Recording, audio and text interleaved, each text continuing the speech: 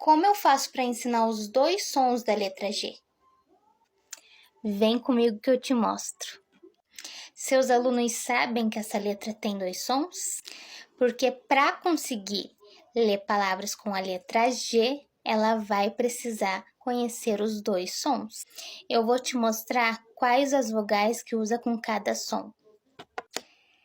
G, A, J, E, Z, I, G, O, G, U, G, ão.